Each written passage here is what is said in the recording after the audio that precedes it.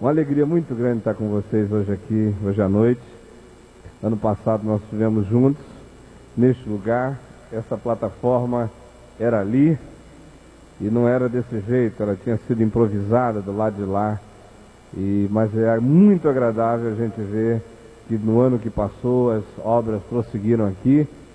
O lugar está muito melhor dessa vez e no ano que vem vai estar melhor ainda. E daqui a, quem sabe, mais um ano, nós não vamos ter nenhum espaço vazio aqui, mas todas essas arquibancadas vão estar cheias de moçada do país inteiro que vai vir ouvir a palavra e crescer no Senhor Jesus. Amém? Você está feliz? Está mesmo? Quem é que vai assistir o jogo hoje à noite? 10h30. Parece a moçada do jogo. Quem foi que viu o vôlei hoje? Certo. Quem é que sofreu com o fato do Brasil ter saído fora da final? Quem sofreu só um pouquinho? Quem sofreu muito? Quem não deu a mínima? O que foi isso? Foi o Tetra? Vencer um Tetra dá assim cartucho pra gente perder 10 campeonatos de vôlei, é isso? Vamos ficar em pé, gente.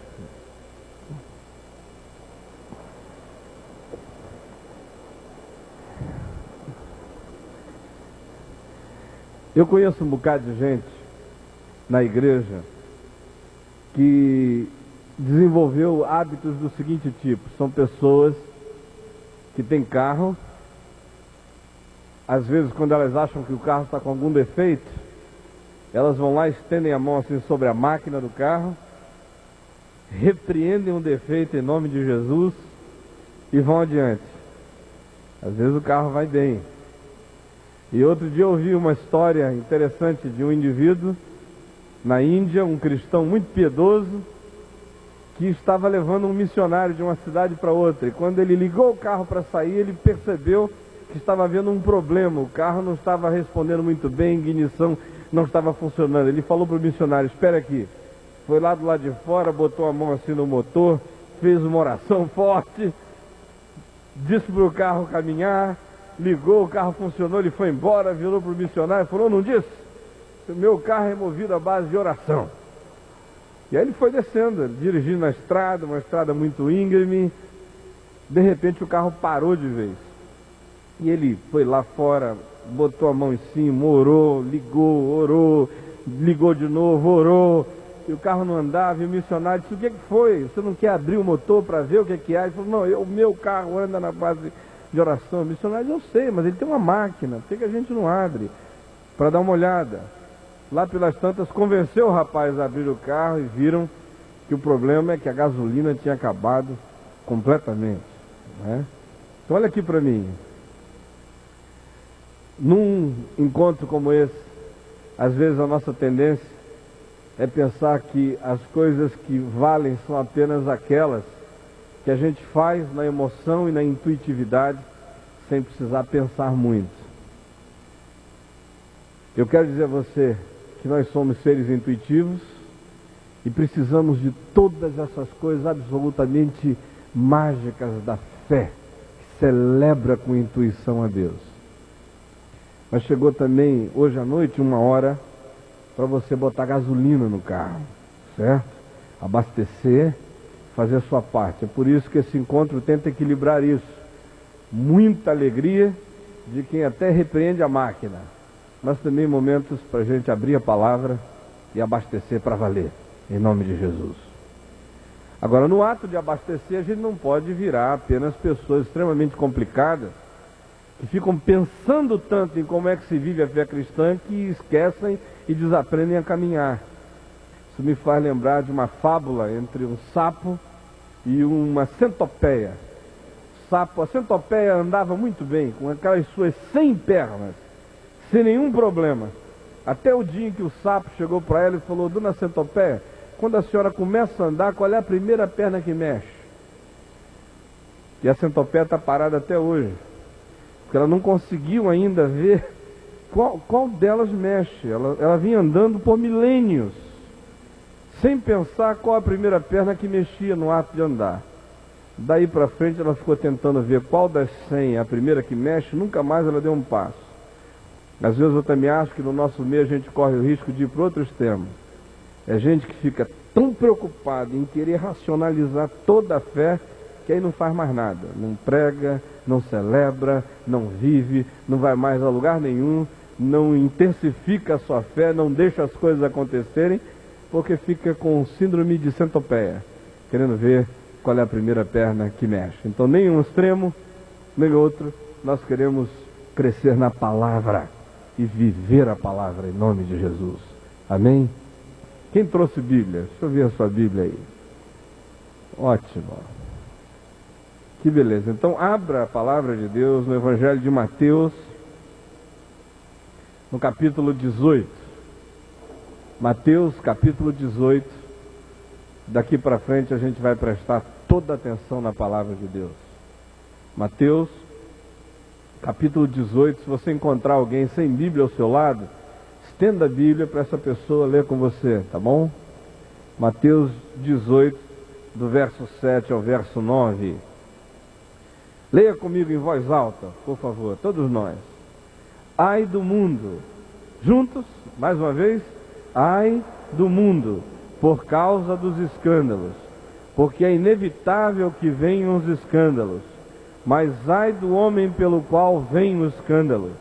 Portanto, se a tua mão ou o teu pé te faz tropeçar, corta-o e lança-o fora de ti. Melhor é entrares na vida manco ou aleijado, do que tendo 2 mãos ou 2 pés, seres lançado no fogo eterno. Se um dos teus olhos te faz tropeçar, arranca-o e lança-o fora de ti. Melhor é entrares na vida com um só dos teus olhos, do que tendo 2, seres lançado no inferno de fogo. Ó Pai, eis aqui a tua palavra. E nós pedimos agora que o Espírito Santo seja derramado sobre nós, sobre a nossa mente e coração, sobre nossas emoções e pensamentos, para que a tua palavra entre fundo no ser de cada um de nós. Nós queremos pedir agora que tu pegues todo o pensamento nosso, mesmo aqueles que são totalmente contrários a ti, e que tu pegues esses pensamentos todos e os leve cativos, e que tu os submetas hoje ao senhorio de Jesus Cristo. Nós queremos que a tua palavra nos vença, e queremos que a tua palavra prevaleça contra a nossa rebelião natural de coração e de mente. Queremos sair daqui conformados com a tua vontade, em nome de Jesus. Amém. Podem se assentar.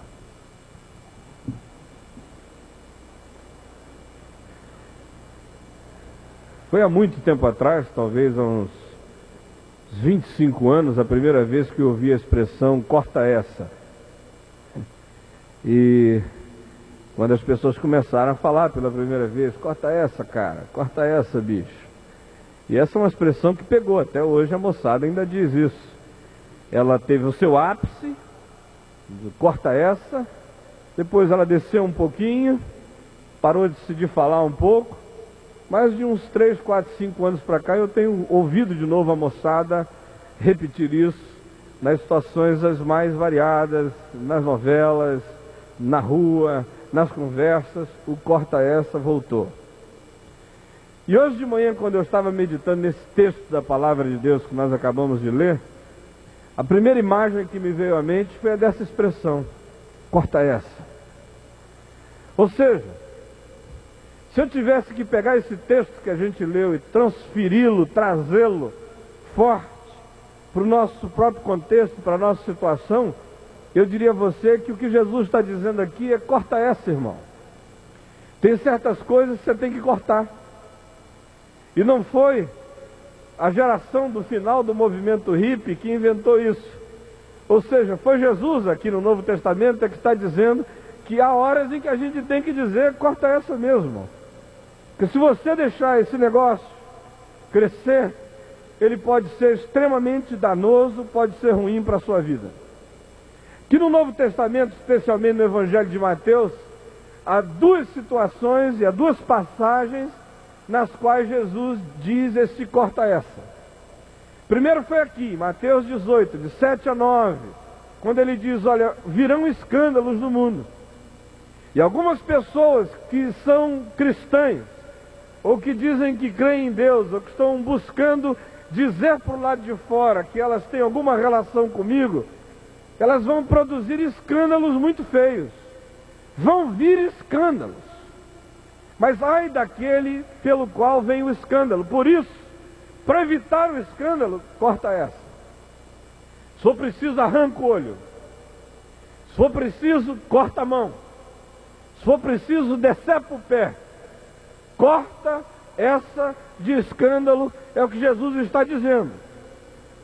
Segunda passagem onde ele usa a mesma linguagem, a mesma figura, é em Mateus, no capítulo 5, no verso 28, onde ele tinha acabado de falar de adultério, e aí ele conclui dizendo, porque em verdade eu vos digo, que qualquer um que olha para uma mulher com intenção impura, no coração já adulterou com ela. E aí ele diz, corta essa. Se o teu olho te faz tropeçar, arranca. Se a tua mão te faz tropeçar, corta. Se o teu pé te faz tropeçar, decepa, mas corta essa. Minha pergunta é, o que será que Jesus está querendo dizer com isso?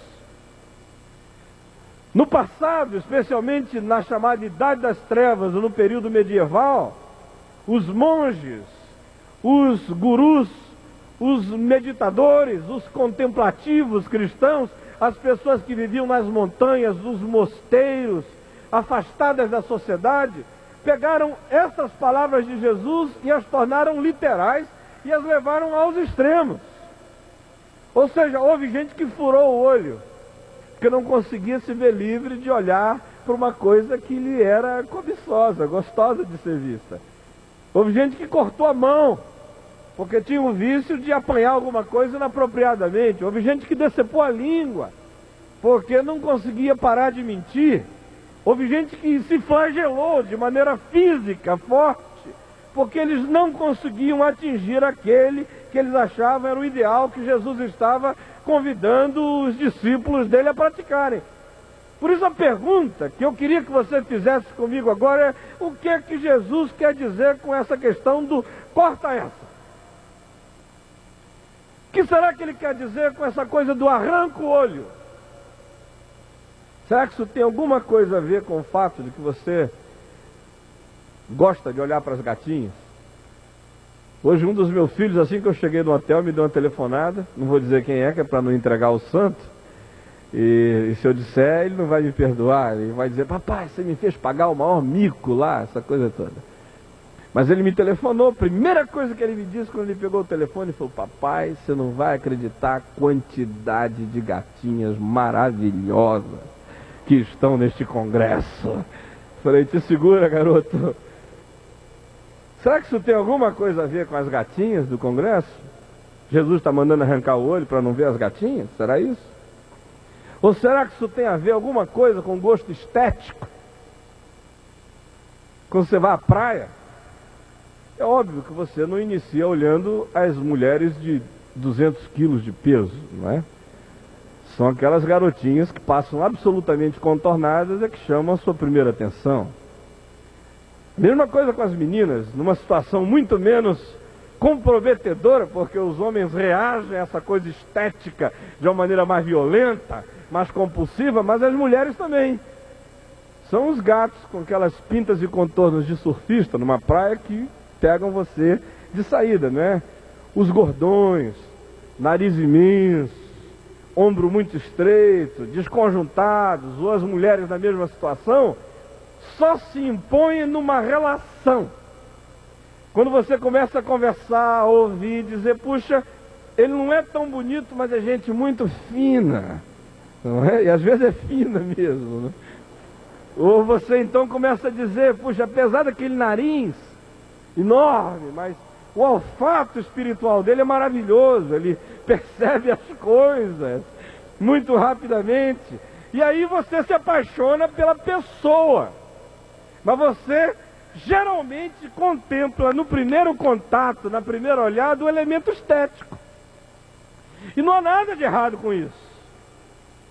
Eu conheço muitas moças que hoje estão apaixonadas pelos rapazes mais esquisitos do mundo, porque descobriram no segundo, no terceiro encontro, que por trás daquela cara esquisita tinha um ser humano belíssimo. Mas a primeira relação foi com a estética, e se o indivíduo não fosse tão interessante por dentro, ele dificilmente teria conseguido se impor, mas não há nada de errado com isso. Eu às vezes vejo a moçada num sacrifício horroroso, dizendo para si mesmo, quase como monges urbanos e modernos, em nome de Jesus, ela não é essa gatinha que eu estou pensando que ela é, ela não é essa beleza toda, mas ela é. E Deus sabe disso. Você sabe disso. Até o diabo sabe disso. E ela sabe disso. Será que quando Jesus diz arranca o olho, ele está dizendo de alguma forma que você tem que negar o valor da estética? Eu pessoalmente não acredito que é isso. Eu acredito que quanto mais a gente tenta negar as coisas que são objetivamente reais, mais neuróticos e mais adoecidos a gente se torna nessa área. Você quer ver essa coisa diminuir profundamente? Amanhã no tobogã que tem aqui, no toboágua, ao invés de você chegar e ficar dando chicotada assim no olho, pai, não olha para lá, ô Flávia, sai da frente, essa coisa toda, por que você não chega, levanta os olhos para cima e diz, Jesus, eu te agradeço, porque tu fizestes essas meninas lindas.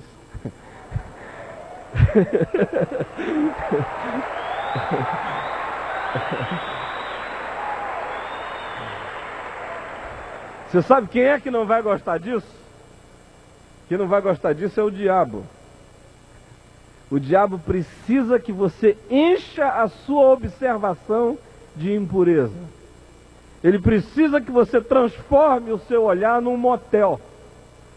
Ele precisa que você construa alguma coisa pornográfica no seu olhar. Mas se você chega e enche isso de santidade, de gratidão real, que diz, ela é uma graça mesmo, Jesus, louvado seja o teu nome, que não a criaste parecido com um poste de ferro, mas com um ser humano interessante. E aí a coisa começa a diminuir dentro de nós. O que Jesus está querendo dizer com arrancar o olho, se for preciso? Arrancar o olho, gente, tem relação com aquela possessão visual do outro. É quando você põe o olho em cima e você possui com os olhos. Quando isso acontece, alguma coisa doentia e pecaminosa entrou no coração.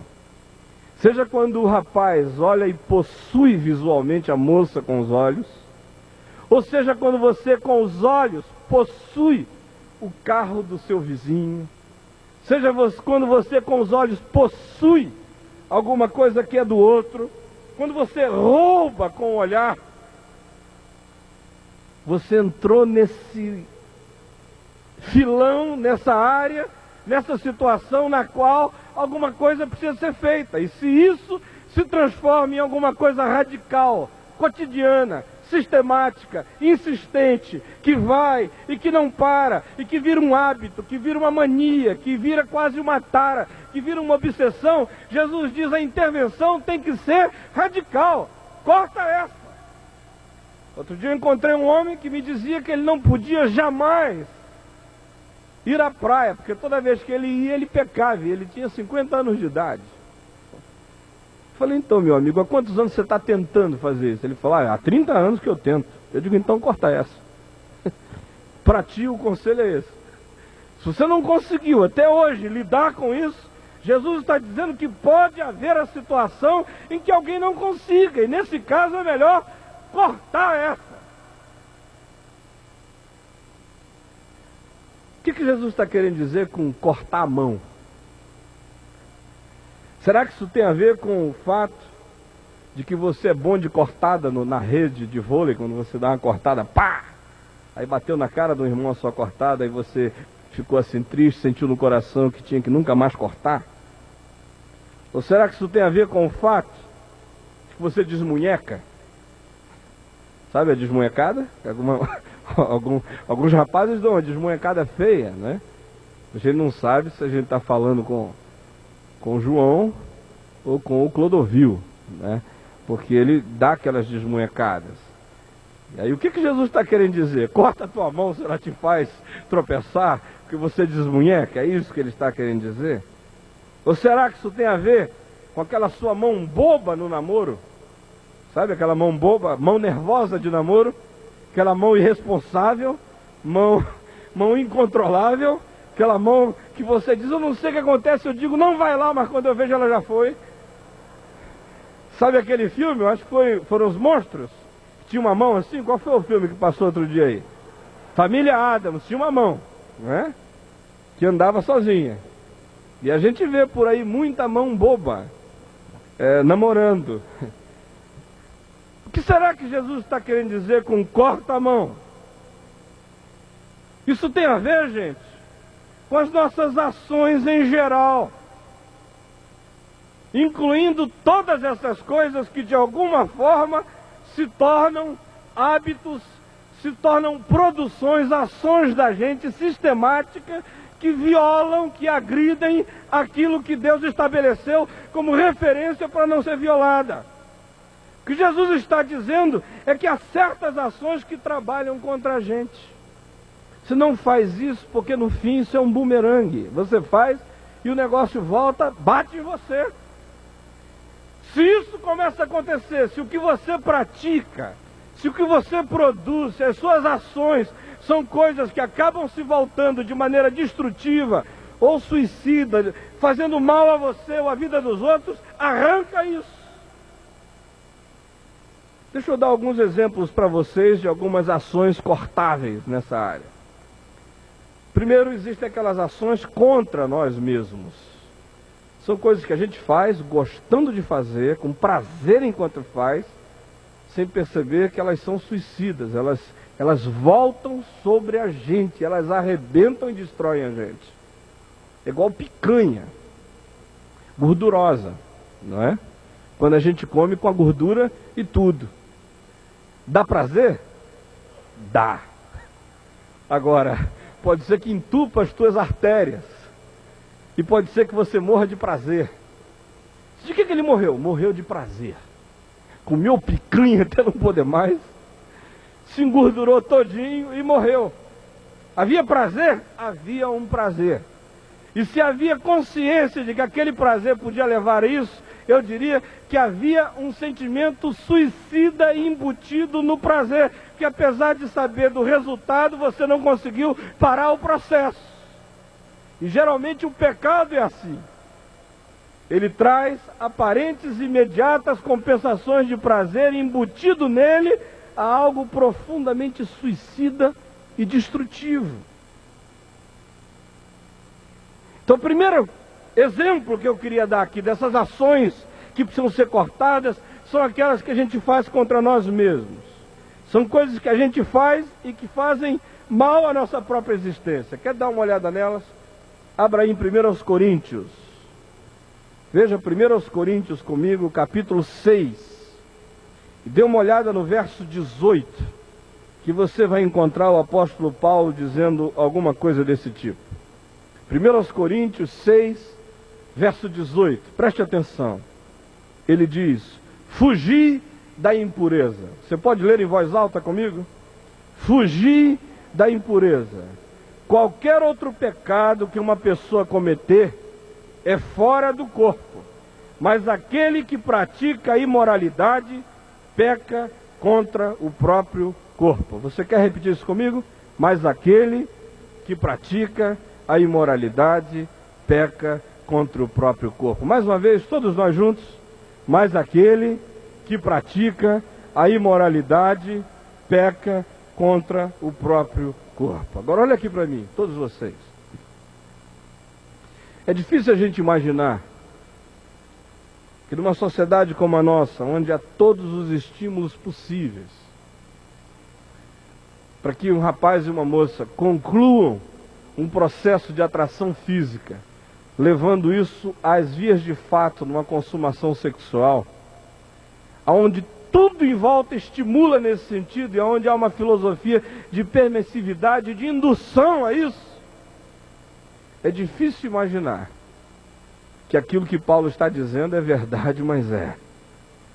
Ele diz: aquele que pratica a imoralidade está pecando contra si mesmo.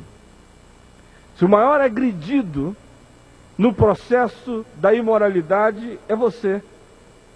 E se Deus diz isso, Ele tem todas as razões do mundo, possíveis e imagináveis, para afirmar que alguma coisa pode estar sendo deteriorada dentro de você com essa prática. Então, a palavra de Deus diz, e Jesus afirma: corta essa. Segundo tipo de ação que a gente faz e que precisa ser cortada, são aquelas ações contra o próximo. São as coisas que a gente faz e que atingem um outro e precisam ser decepadas no nosso projeto de vida. Dê uma olhada aí, por favor, em 1 aos Tessalonicenses. 1 aos Tessalonicenses, capítulo 4. É página 244 do Novo Testamento. 1 aos Tessalonicenses, capítulo 4. E leia comigo no verso 6, em voz alta. O contexto está falando de prostituição, de imoralidade, há uma convocação à santificação. Verso 5 diz: não com desejo de lascívia, como gentios que não obedecem a Deus. E o verso 6, leia comigo em voz alta. E que nesta matéria ninguém ofenda nem defraude a seu irmão. Você pode repetir isso comigo? E que nesta matéria ninguém ofenda e nem defraude a seu irmão. Mais uma vez. E que nesta matéria ninguém ofenda e ninguém defraude a seu irmão. O que Paulo está falando, olha aqui para mim, é que a gente, no uso da sexualidade, pode defraudar profundamente o próximo. Às vezes para você foi só uma situação que aconteceu. Você iniciou um relacionamento, esse relacionamento ficou extremamente quente, cheio de paixão, de fogo. As circunstâncias se criaram de tal maneira que desembocou numa relação sexual. Uma semana depois você não sente mais nada pela pessoa e acabou. Mas às vezes você deixa marcas profundíssimas na vida dessa pessoa para o resto da vida. E a palavra de Deus está dizendo, nessas questões relacionadas a sexo, tome cuidado para você não defraudar, para você não roubar, para você não saquear a alma do outro, para você não se apoderar, para você não abusar do outro. Por quê? Qual é a razão? A palavra de Deus diz qual é a razão. Porque o Senhor, contra essas coisas, como antes vos avisamos e testificamos claramente, é o vingador. Porque Deus não nos chamou para a impureza, e sim para a santificação. Terceiro tipo de ação que a gente pode produzir e que precisa ser cortada, diz Jesus, são aquelas ações que a gente faz contra Deus diretamente. Olha aqui para mim. A gente faz algumas contra nós mesmos, nós fazemos algumas contra o próximo e nós fazemos algumas outras direto na cara de Deus. É tapa e é soco na cara do Criador. Veja a palavra de Deus ainda aqui em 1 aos Tessalonicenses 4. Leia comigo, do verso 7 em diante. Porquanto Deus não nos chamou para a impureza, e sim para a santificação. Verso 8. Destarte, ou por isto, quem rejeita estas coisas não rejeita o homem, e sim a Deus, que também vos dá o seu Espírito. O apóstolo Paulo está dizendo, corte todas as coisas que significam uma agressão a você, que significam uma agressão ao próximo e que significam uma agressão ao caráter santo de Deus e aquilo que ele já disse que é vontade dele que seja praticado, porque se você se confrontar e tentar se esborrachar contra essa manifestação do caráter de Deus, no fim de tudo, quem vai ser esmagado é você. E por último, o que o Senhor Jesus está querendo dizer com cortar o pé? Isso não tem nada a ver com os carrinhos do Dunga e do Jorginho na Copa do Mundo, né? Eu vi o pobre do Jorginho dando uma entrevista dizendo o seguinte: se eu entro mole na bola, o pessoal diz que eu entrei mole porque eu sou crente. Se eu entro com virilidade de carrinho, o pessoal diz que eu estou em pecado. Eu não sei mais o que eu faço. Em outras palavras, será que eu tenho que cortar o pé? Mas o que Jesus está dizendo aqui não tem nada a ver com os carrinhos do Jorginho. Isso também não tem nada a ver com esse seu pezão enorme, 44, 46. Jesus diz: se o teu pé te faz tropeçar, corta. Eu tenho alguns adolescentes aqui que, se fossem levar isso a sério, tinham que cortar o pé. Um pé tão grande, é um tênis tão descomunal, uma jamanta tão imensa, que o sujeito anda e é como andar com uma prancha de surf nos pés. Não é difícil a beça caminhar, é por isso que o sujeito tropeça toda hora. Mas Jesus não está falando disso. Isso também não tem nada a ver com a sua capacidade enorme de sair dando topada à medida que anda. O que o Senhor Jesus está querendo dizer com cortar o pé?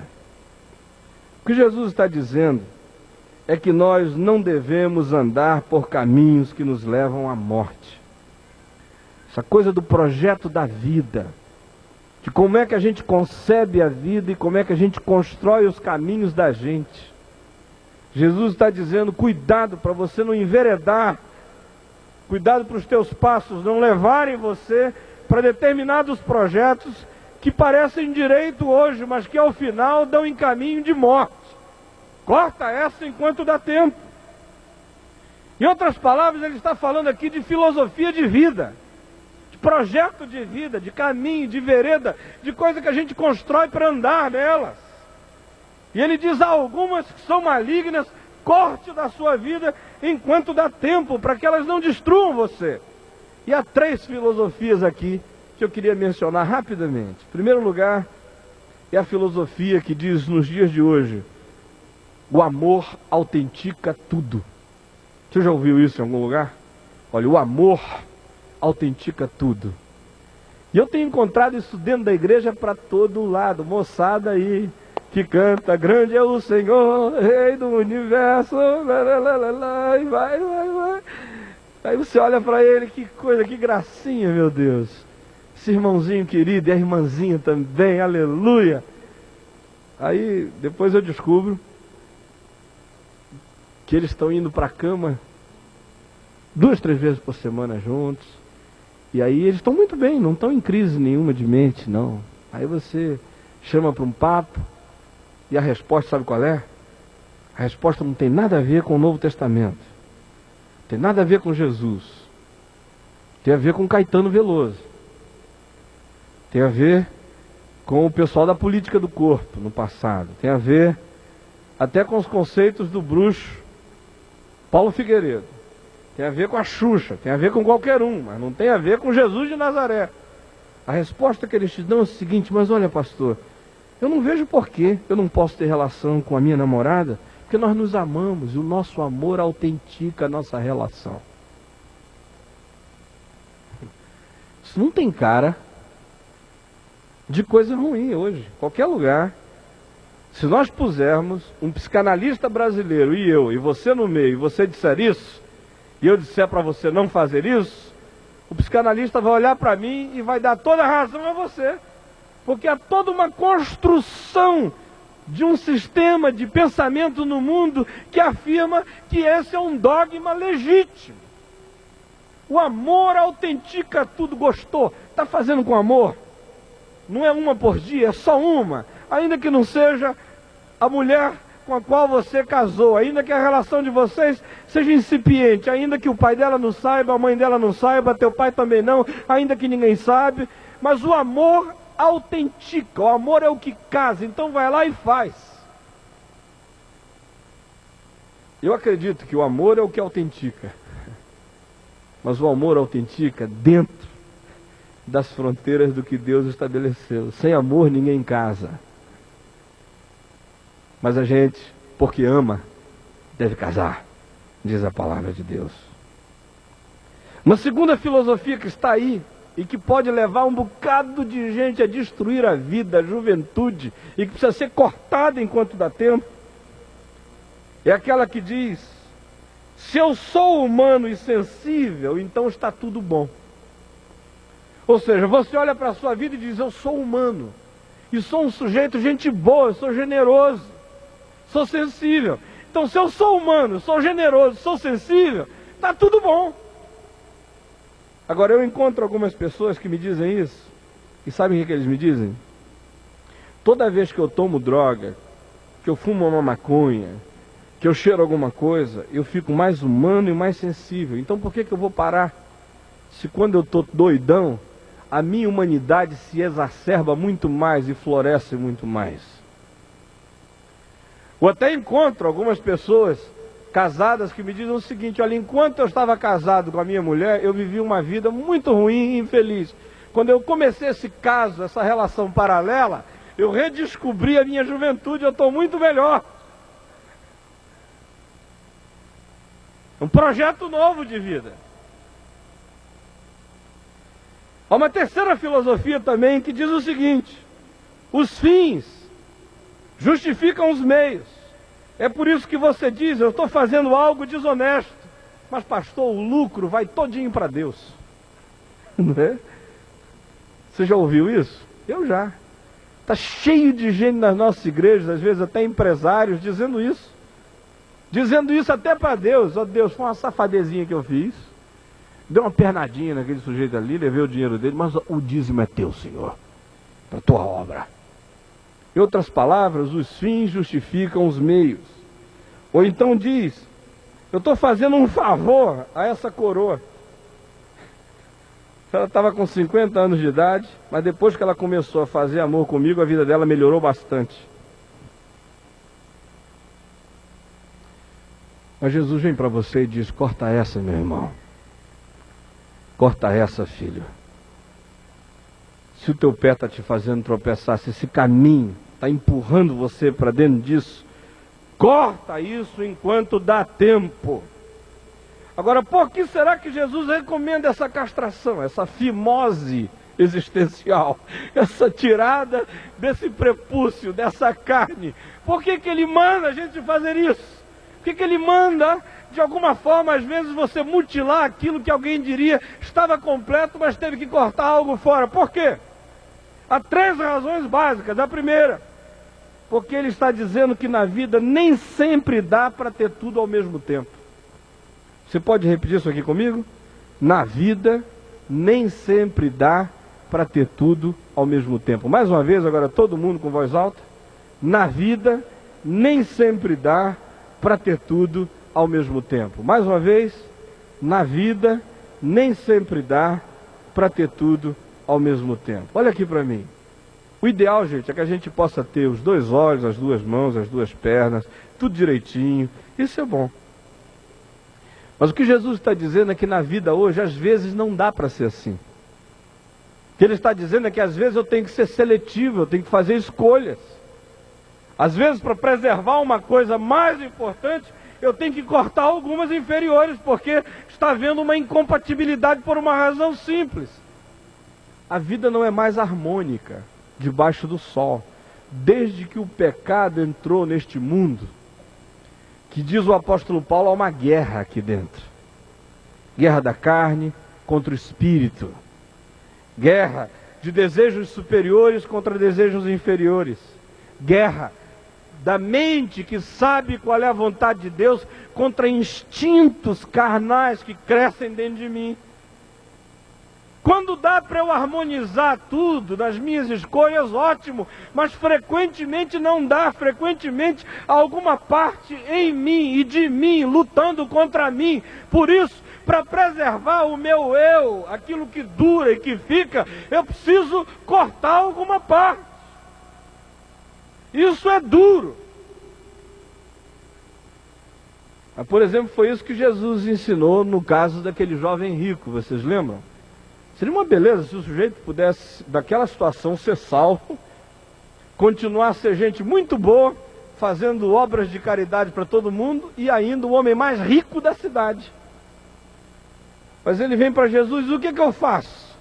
para herdar a vida eterna. E Jesus olha para ele e vê que a única maneira daquele indivíduo poder se apoderar, se apropriar da vida em Deus, seria se ele se desfizesse dos bens dele, porque no caso dele, não estou dizendo que isso é geral, no caso dele, aquela coisa era poderosa, comia a alma dele, dominava a alma dele, e ele nunca estaria liberto daquilo, a menos que ele cortasse aquilo.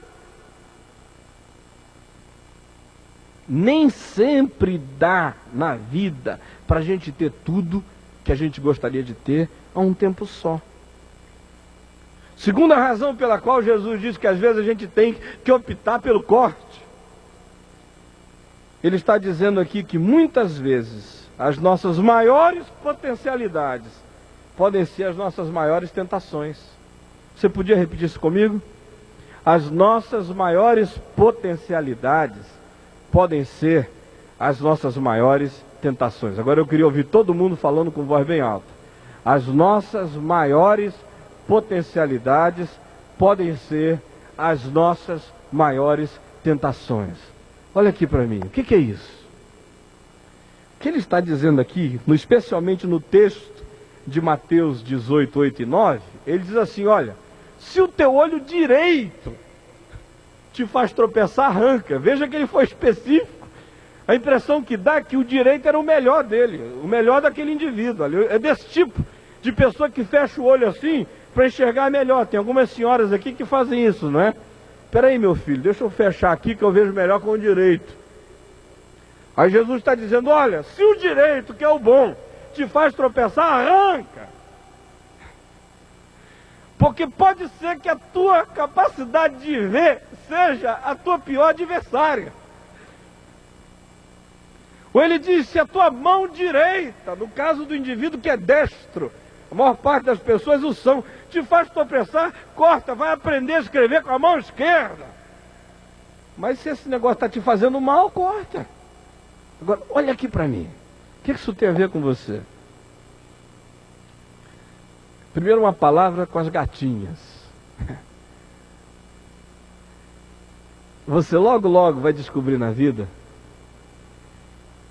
que talvez a coisa mais rica que você tenha, que seja justamente a sua estética exuberante, pode vir a ser a coisa que mais vai complicar a tua própria vida. Ou seja, juntamente com as nossas grandes potencialidades na vida, quase sempre surgem as nossas grandes tentações. Isso é justamente porque você, esteticamente falando, é tão generosa, e Deus e a natureza foram tão graciosos com você, é que você anda assediada pelos maiores problemas que você tem que administrar. Tem vantagens de um lado e desvantagens do outro. Jesus diz, trabalhe isso muito bem. Porque se aquela que é a sua grande vantagem, a sua grande potencialidade, começar a destruir você, corta essa. Ou o rapaz que é super inteligente, já percebeu que nas pessoas muito inteligentes, a inteligência é quase sempre a coisa que também mais trabalha contra eles? De um lado é maravilhoso, ele passa em primeiro lugar na classe, tudo que ele ouve ele aprende assim, ele capta assim, ele vê mais rápido, ele começa a rir da piada antes do pessoal chegar na metade, ele já viu onde é que vai, já está gargalhando. Ao passo que tem gente que ri 30 segundos depois que a piada terminou, não é?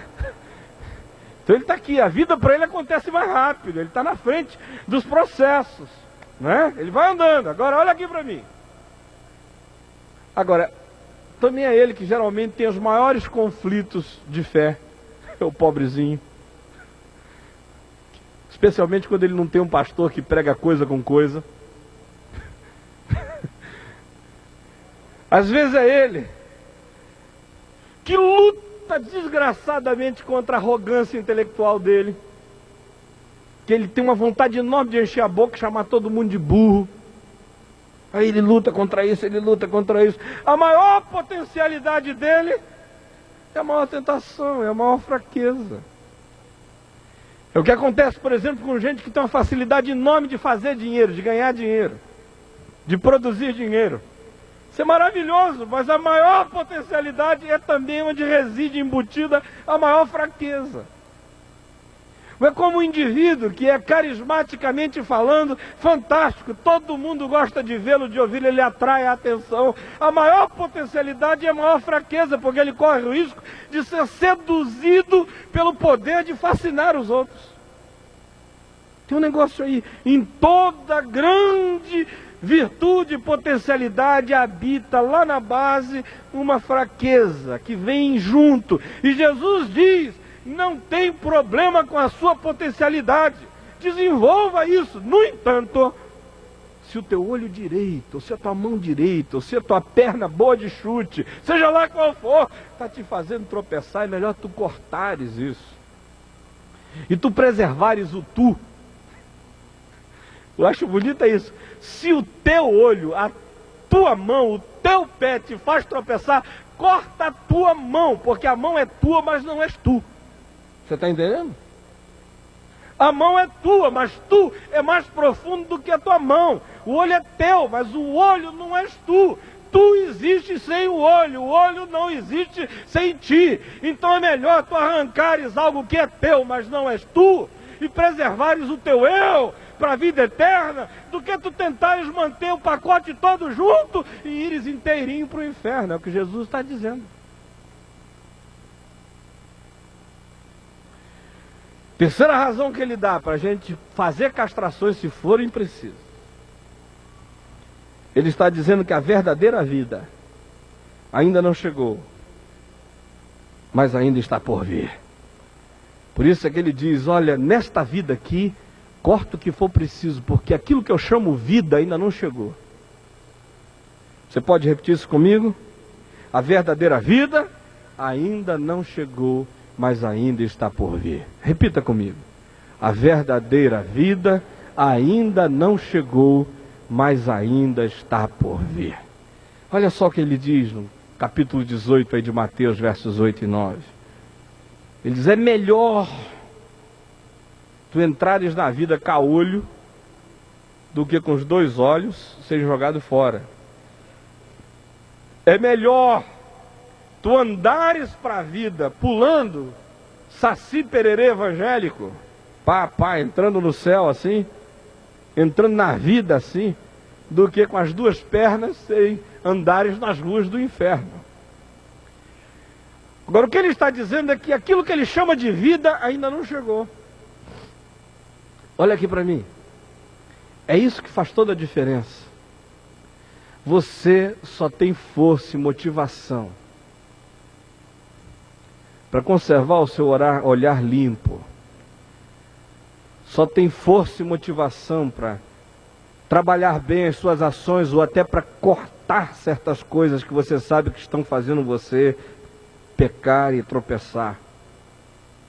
Se você tiver consciência de que essa coisa que acontece aqui entre o berço e a sepultura não é a vida ainda. Se a sua referência de vida for só o que acontece entre o berço e a sepultura, então não há a menor motivação para você arrancar o olho, porque a única vida que você tem é essa aqui. Se você arranca o olho, você vai dizer: mas meu Deus, eu vou morrer com 70 anos e eu vou morrer. Pode até ser que você diga que crê na vida eterna, mas você talvez confesse isso, mas na prática você não tem essa referência na hora de você julgar uma coisa, na hora de dizer faço ou não faço, vou ou não vou, pego ou não pego. Talvez a consciência de que a vida ainda está por vir não esteja presente. E se não estiver presente, você não tem força e nem razão para cortar nada.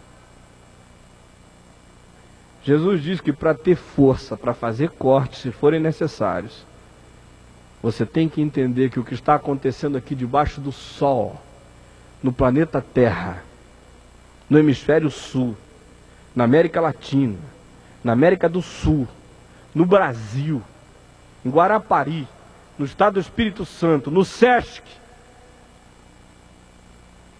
não é ainda a verdadeira vida.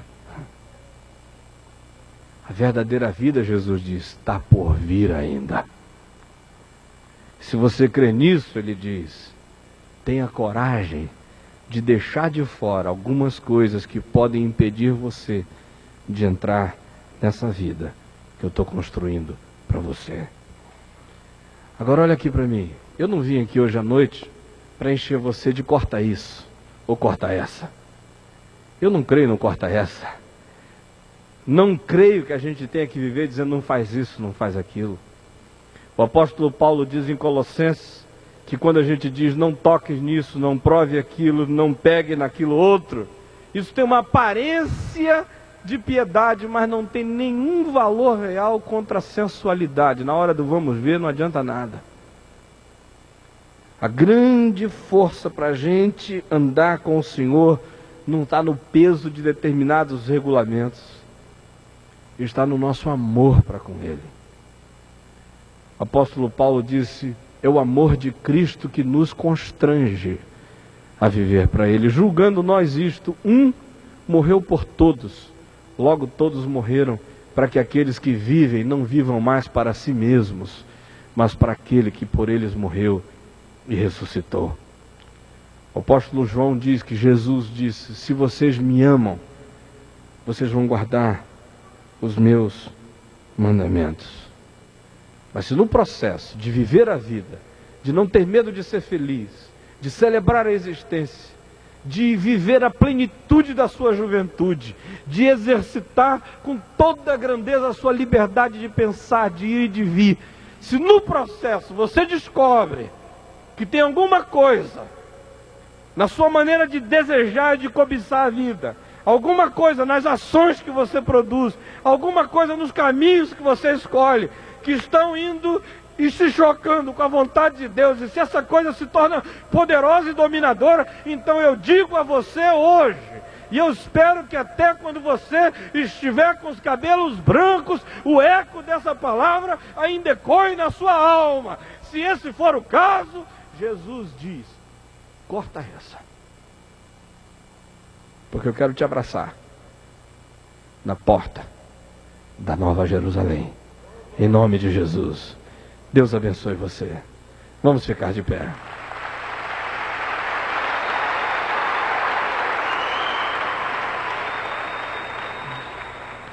Curve a sua cabeça.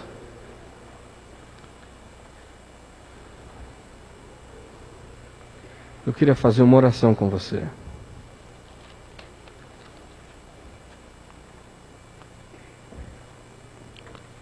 Como eu disse,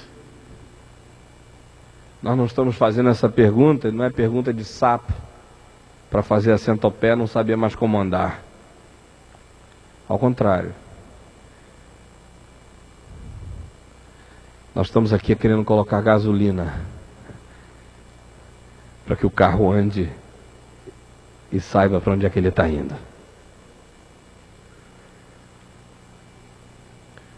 Se você ouviu a palavra de Deus, se você olhando para a sua vida, você discerne, percebe, identifica áreas, situações que estão se tornando nessa espécie de olho autônomo, independente, essa coisa que ficou maior que você, que está começando a fazer mal a você, que está começando a fazer você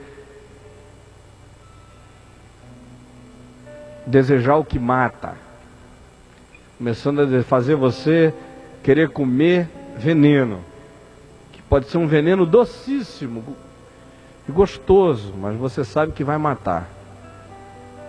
Se esse é o caso, arranca isso. Não faz assim não, corta essa.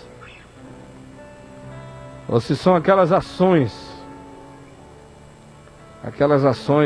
contra você, ações contra o próximo, ações contra Deus, corta isso.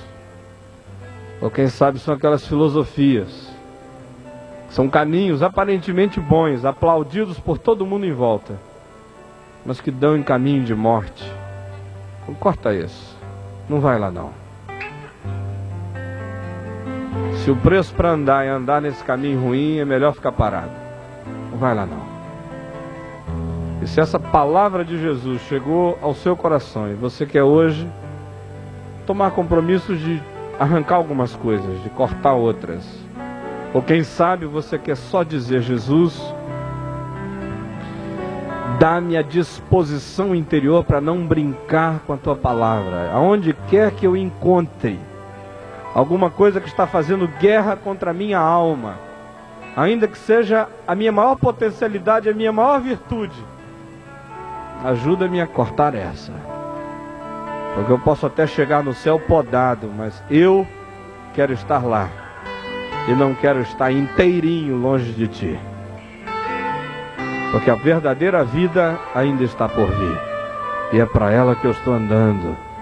Se você quer orar comigo a propósito de qualquer dessas coisas, eu queria que você desse uma saidinha, no ato de movimentar, de mexer, de simbolizar, de dar concreção, de mostrar a você mesmo que essa coisa é real, que não está acontecendo só aí dentro, mas que ela se transforma em passo, em caminhada, em gesto seu. Então eu queria que você saísse do seu lugar e viesse até aqui à frente. Eu queria fazer uma oração com você, enquanto a gente louva ao Senhor. Se você quer orar comigo a propósito de qualquer dessas coisas, pode vir. Uma chegadinha aqui na frente. Você vai dizer: Jesus, tem coisa fazendo guerra contra mim e eu vou cortar. Não vou deixar esse negócio me arrebentar não. Porque eu quero entrar na verdadeira vida, Jesus. Eu quero entrar na verdadeira vida, Jesus.